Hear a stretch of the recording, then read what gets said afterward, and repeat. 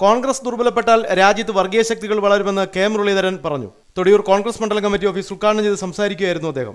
സ്വന്തമായി ദേശീയ നയം രൂപീകരിക്കാൻ കഴിയാത്ത പാർട്ടിയാണ് CPIM. മാർക്സിസ്റ്റ് പാർട്ടിയുടെ പാർട്ടി കോൺഗ്രസിൽ പറയുകയാണ്, ഞങ്ങൾക്ക് സംഭവിച്ചൊരു പാളിച്ച. ഒന്നാം UPA സർക്കാരിനെ പിന്തുണ പിൻവലിച്ചപ്പോൾ തന്നെ അതിനെ താഴെ ഇറക്കേണ്ടതായിരുന്നു. അതാണ് പ്രമേയത്തിന്റെ രാഷ്ട്രീയ പ്രമേയത്തിന്റെ ആദ്യത്തെ വരിക. താഴെ ഇറക്കി ആരെ കൂടെ വോട്ട് ചെയ്തിട്ട് താഴെ ഇറക്കുന്നത് BJP-ക്കാരുടെ കൂടെ. പിന്നെ എന്തിനാ നിങ്ങൾ അന്ന് 2004 കോൺഗ്രസിന് പിന്തുണ പ്രഖ്യാപിച്ചതിന്?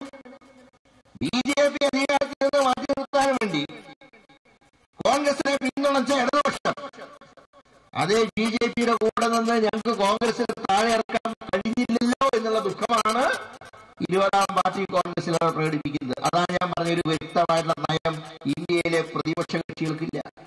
കോൺഗ്രസ് തകർന്നെടുത്ത് BJP പോലുള്ള വർഗീയ ശക്തികൾ കടന്നു വരികയാണ്.